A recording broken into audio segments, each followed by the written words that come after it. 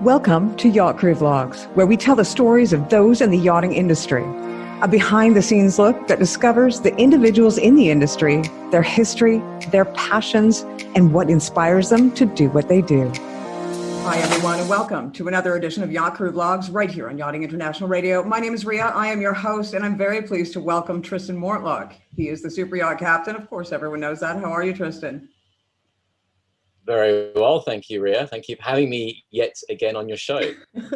Well, you're a very welcome guest, that's for sure. And you know what? I am really pleased to finally be introduced to the sibling of the famous super yacht captain, who is actually very well known in his own right and his own path.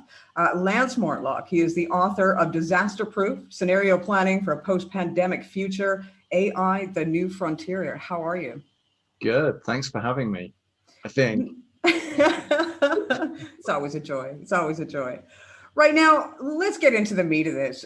You guys just wrote an article, Managing in a Sea of Uncertainty, Business Lessons from Trans-Ocean Crossings. Now, we, of course, have never expected something like 2020 to happen, not in a million years. Even in the beginning of January last year, when the whispers were coming through from China that there was this pandemic that possibly could happen, nobody ever imagined in their wildest dreams that the full scale of what we were to see.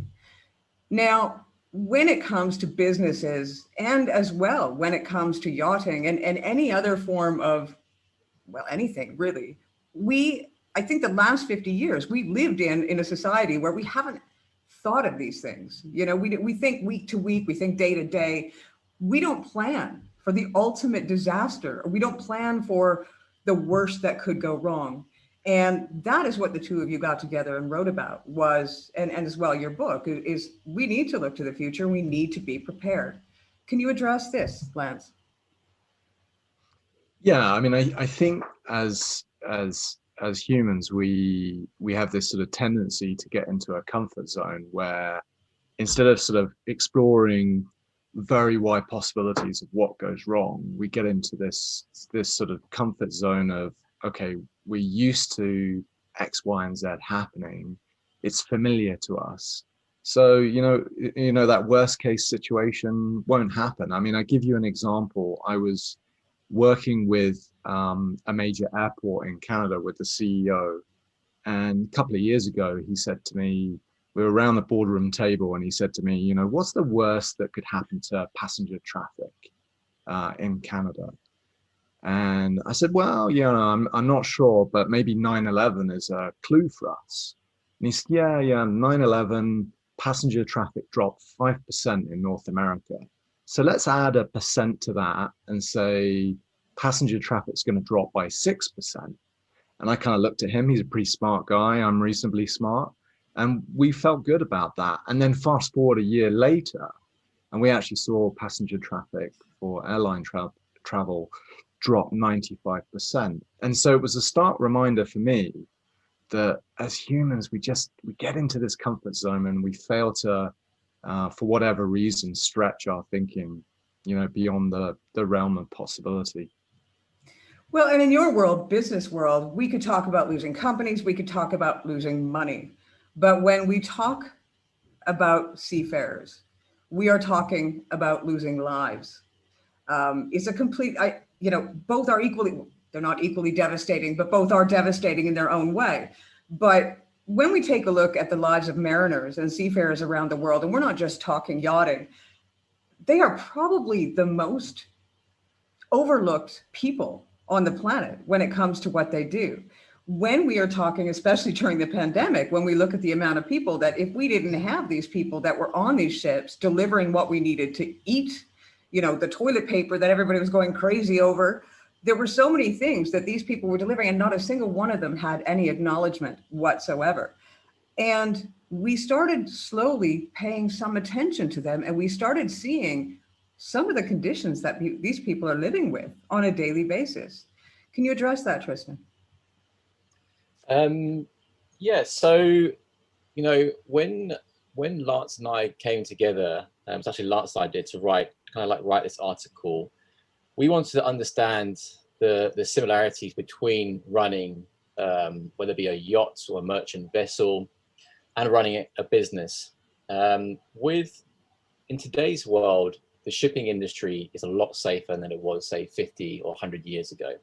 There are numerous protocols. There's international safety management. We have the Maritime and Labour Convention. And, you know, it is a lot better now, but for sure, there are areas that can be improved, like Lance will say, in business as well. So, you know, I think people are now a lot more aware of the risks involved of working at sea, what's involved in preparing your staff, your crew, for example, in an ocean crossing, you know, trying to see the unforeseen possibilities, circumstances that might happen.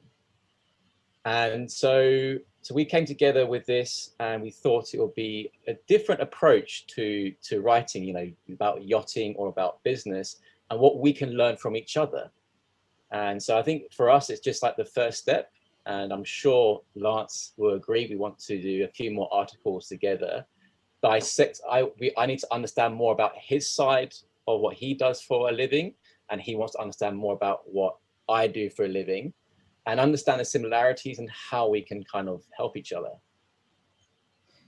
Well, realistically speaking, I mean, when we are talking, for example, the merchant marines and the mariners that are delivering our supplies, et cetera, that is big business. So if you don't understand the big business aspect of things and have that applied to the mariners, and how they are prepared, you know, those two have to go hand in hand. There has to be a coming together of heads and figuring it out. Now, I know that when we talk big business, a lot of people sort of take a look at cutting down costs. They want to cut down costs. They want to get the utmost of, you know, the revenue back from what it is that they do. But unfortunately, things like what you are talking about in this article, you know, the training, the preparedness, you know, are you doing a pleasure cruise, or are you actually going across, you know, different areas where there's pirates or the potential for, you know, attack? There's so many things that people aren't actually, and the big guys sitting back in their corporate office aren't actually giving any thought to. What's our next step forward with that? Yeah, I mean, maybe Tristan, I'll jump in on that one. One thing that you sort of said that's interesting is this sort of notion of cutting costs. And I think it's important to remember, and Tristan weigh in here as well from a boating perspective. In business, you can't prepare for everything. Otherwise, you wouldn't have any money left and you wouldn't be in business.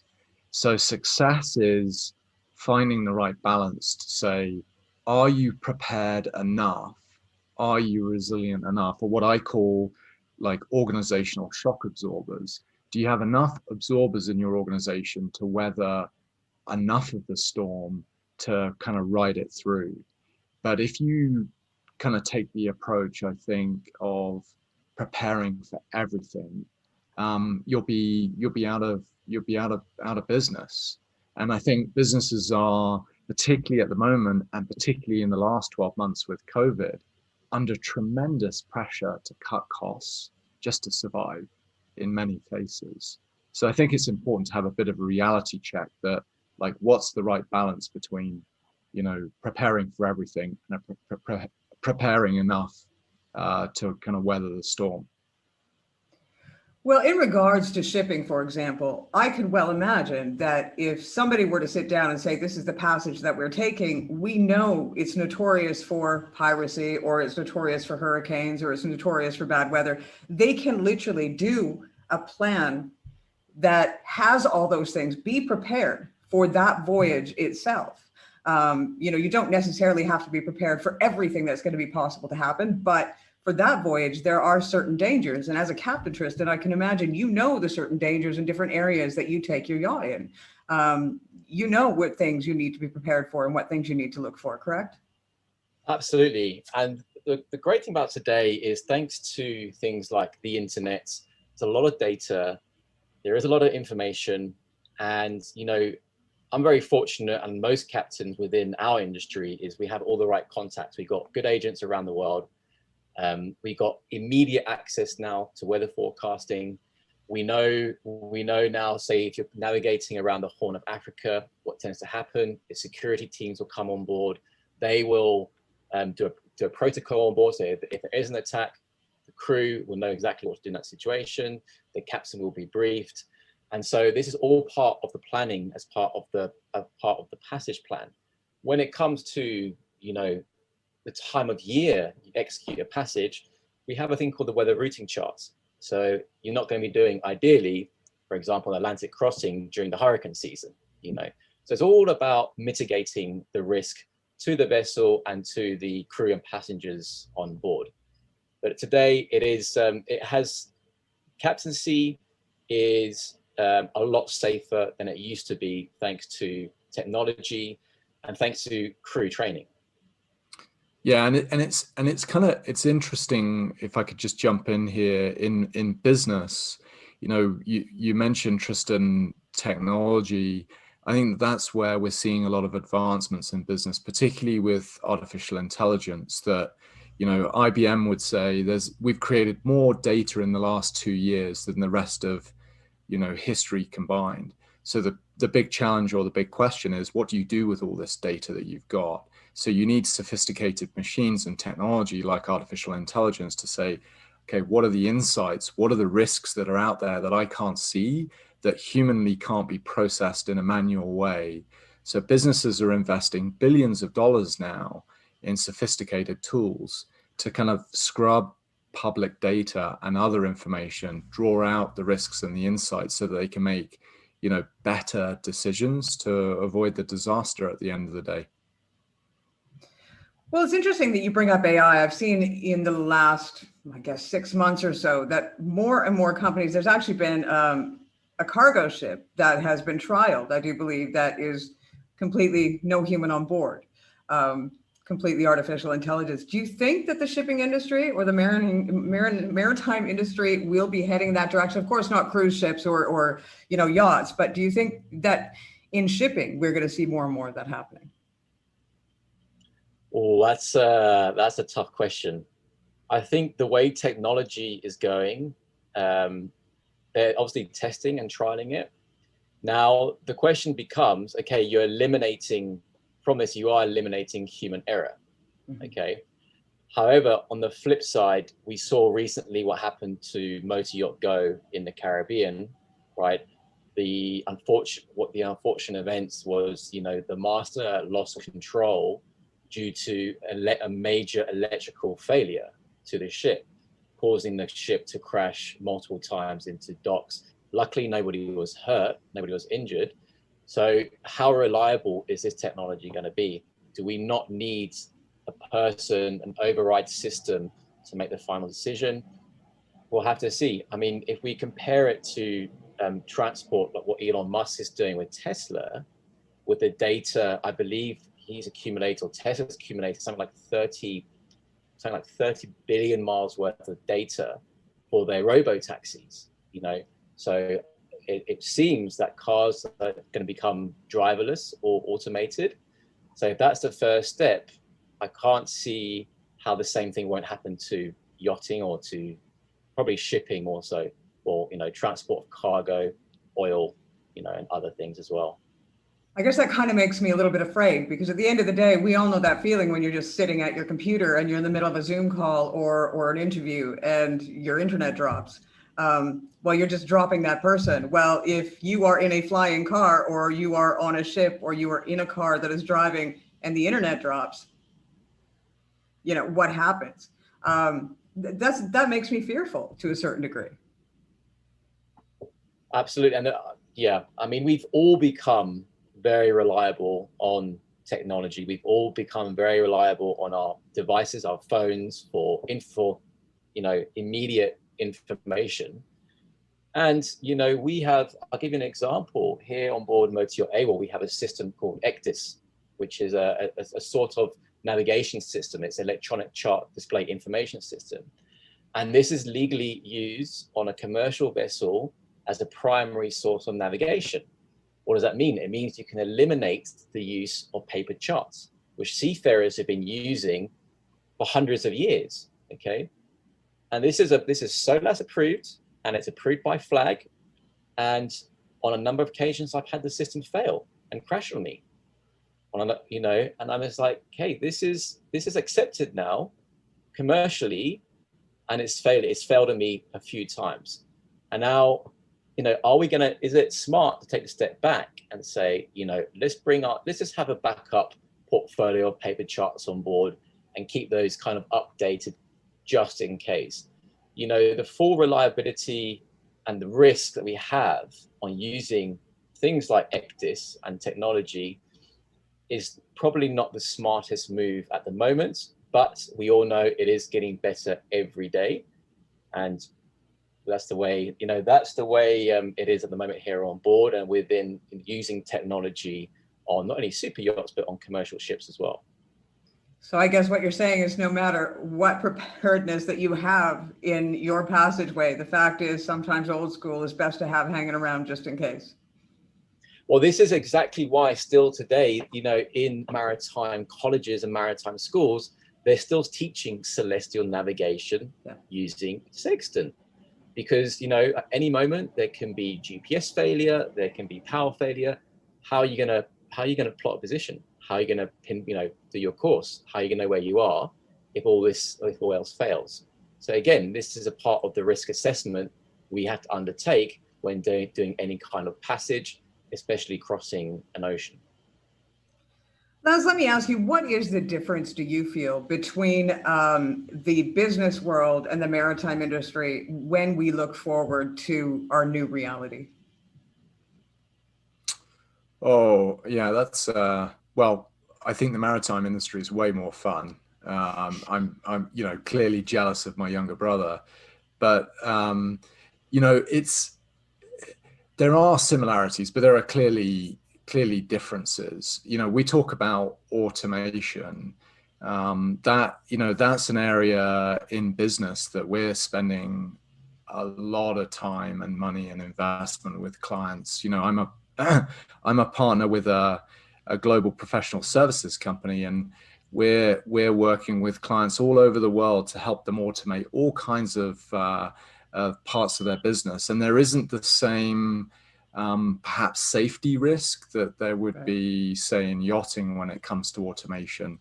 But, you know, it does impact people's lives and people's livelihoods. And that's certainly something that you need to think about. I also think kind of closer to home here in Western Canada, where we have a lot of mines, we're using automation technology to automate the trucks in the mine.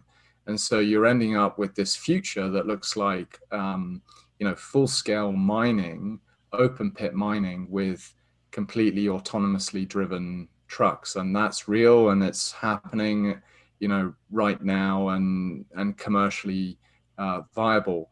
I think the risk for us, and that's probably a similar risk for Tristan and the yachting industry, is cybersecurity. You've got all these autonomous vehicles and these automated systems. How do you ensure that hackers don't hack into that truck or hack into that yacht and start driving it in a different direction, perhaps into a port or into another boat? So, you know, cyber is just such a massive area in business right now. And an important part of being, you know, shameless plug for my book here, disaster proof, right? At the end of the day, back to what I said earlier, you're trying to build absorbers in business to survive or in some cases thrive. How do you build the right cybersecurity absorbers to avert, you know, a disaster event, right? Yeah. Well, you know, and I find that really interesting, because one of the topics that I do talk about quite often here on YR is the fact that for these multi-billionaire owners that have these most amazing yachts, for some reason, they have cybersecurity through the roof when it comes to their business, their office buildings, their homes, their vehicles. The minute they get to the marina and step on their yacht, they forget what that means. And, you know, I have actually had somebody go in and test in Fort Lauderdale Marina. And it took this guy, although he is a hacker, but it took him 4 minutes, I think, to hack into the largest yacht in the marina on his cell phone. So, you know, when you are talking cybersecurity, it's just not happening in the marine world. Yeah, yeah, I mean, yeah, go ahead, Tristan. Sorry, Lance. Yeah, I mean, we're getting, I don't know about what's happening with other captains. I'm getting lots of email and information regarding cybersecurity for the CPO industry. I think slowly but surely it's getting talked about more. We're becoming more aware of it because we are so automated now, especially the newer vessels, relying on IP addresses, relying on fast internet. They have their own Wi-Fi hotspots. And like you said, your colleague went and could hack into the boat and it's easy. If somebody knows what they're doing, it's very easy. But fortunately now, I've been talking to a number of companies through LinkedIn, actually have reached out to me. They come from more the commercial shipping side, and they are slowly coming into yachting, making captains, chief engineers, ETOs, and more importantly, the owners aware of the risks of having these systems on board the boats. But yeah, you're absolutely right. There is a very high risk at the moment, but I have no doubt that, you know, in the coming years, it's going to become a lot more secure than it is now. Well, the thing is, I mean, it doesn't necessarily have to be somebody with nefarious, you know, intentions. It could be some kid that's really bored at home at 12 years old, who's an absolute wizard that says, you know what, I'm going to do this today and sit back and laugh. It doesn't have to be, it can be anybody, but as a result of not making sure that your cybersecurity is up to snuff, it could mean lives without somebody meaning to harm lives. Yeah, or livelihoods. I mean, a couple of weeks ago, we saw a major pipeline in the US. I think it was a gas or an oil pipeline get completely shut down. And they reckon that they were days away from like major issue because, you know, if people can't get in their car, can't buy food, can't do, you know, go about their daily lives, that's a major problem. And that was hackers, they think, from either Russia or China hacking into that pipeline and shutting it down. It's a big problem. Yeah. Well, and I mean, that is all part, you know, it's all part and parcel of the future that we're looking at. We really do have to pay attention to that. The world has changed. And I think 2020 really showed us how quickly it can change. It was a matter of months when, you know, and of course we are resilient creatures. So we sort of, you know, flipped ourselves backwards and sort of jumped back on and figured, how are we going to do this? Some people better than others. But I would suggest that people reach out and of course, we'll provide a link if people want to buy your book, Lance. You'll send us that link? Yeah, absolutely. Yeah, people can either find me on LinkedIn or go to my website, which is www.lancemortlock.com. You know, the other thing that I wanted to say that kind of strikes me about what you said is, you know, these shock events that, you know, we've just been through one or we're living one right now in terms of COVID, it keeps happening. If you go back in history, and I talk about this in the book, you know, every decade, every 10 years, we see a major shock event, you know, whether it was the global financial crisis, the dot-com crisis, the Latin American sovereign debt crisis, you know, the OPEC oil crisis. It's going to happen again. We don't know what it is. You know, everybody's got their guesses on what the next major crisis is going to be.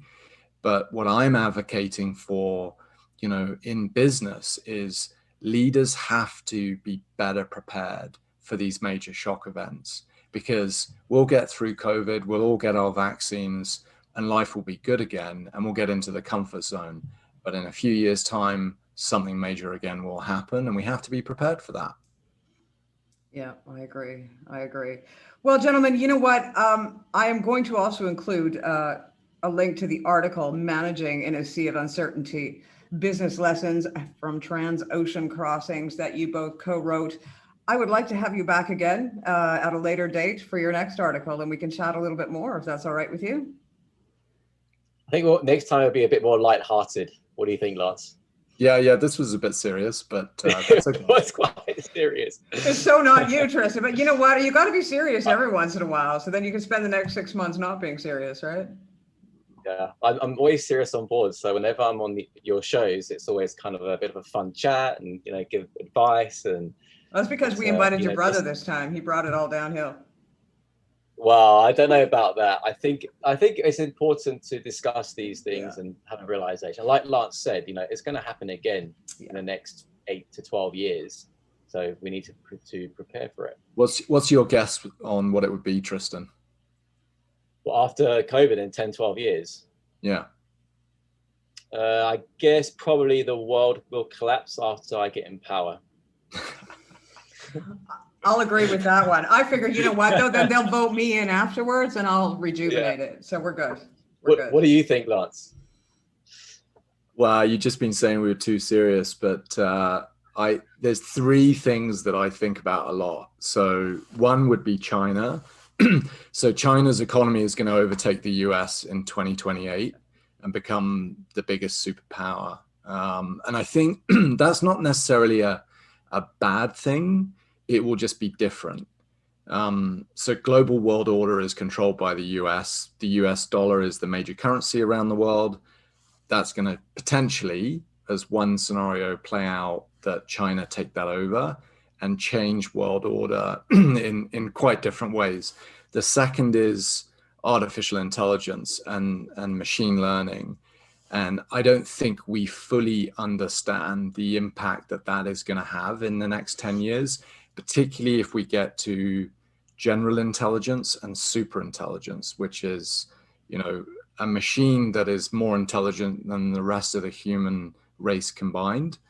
That is a possibility in the next 10 years. And then the third is energy transition, which is the move to renewables and dealing with climate change, which is a major issue that we need to deal with. And I think it's going to potentially change behaviors in fundamental ways. So China, AI, and energy transition. You know what? I don't think it's going to be hard to find AI more intelligent than the human race. I'm on social media far too much to imagine that there's much intelligence on this planet. Mind you, I'm probably on the wrong social media, right? I shouldn't say that. I'm going to get massacred. See, there we go. We ended on the right note, didn't we, Tristan? Love it. You know what, gentlemen? I'm going to have to let you go, but I do appreciate your time. Let's get back together in a few months and see where we're headed and see if you've got a new article out and see what's happened. I mean, things are happening so quickly right now. It will be interesting to have you back. Thank you very much, Ria. Always a pleasure. Yeah, thanks for having us. It was great. No, thank you. Once again, this has been Tristan Mortlock, Super Yacht Captain, and Lance Mortlock, his brother, author of The Disaster-Proof Scenario Planning for a Post-Pandemic Future, AI, The New Frontier. They've got a new article out. We will include that below this interview when it airs. My name is Ria. I have been your host. We'll see you again next week.